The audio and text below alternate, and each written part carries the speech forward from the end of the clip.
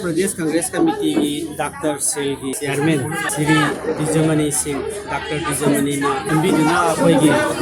लंबोई खोरांगखोंग Club United Friends and the Library Club ना मसी उठोपी दुना मफन जिमोई club building दा सिलगा medical camp अमा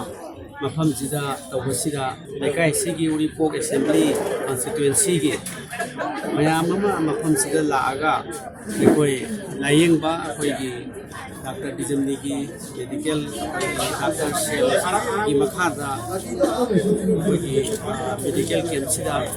यामना डॉक्टर सुमसिंग यामना अमसुंग फ्री मेडिसिन मैम मतम की लैना तिनादगी गाथोननबा मखन मखन की लैना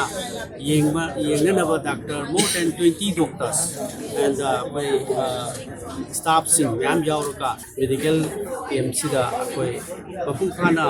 क्लब अमसुंग MPCC की साइडगी मैम की मतेंग मचा मतंग मेडिकल कैंप तौरगा अबसिदा मपुंग फाना क्लब अमसुंग लेकाई के कोई मैम कोऑर्डिनेशन पीबी बसिदा थागतजब फोटोक्चरी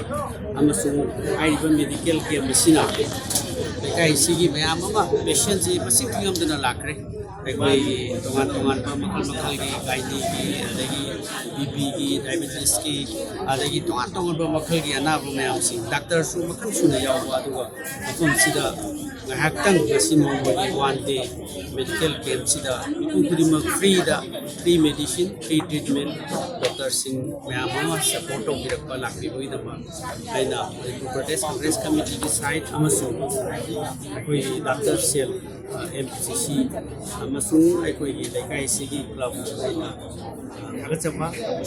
मैम support तौबिबा मैम पुरमता सुगुंबा मतम अवाबा सिदा volunteers, agak coba untuk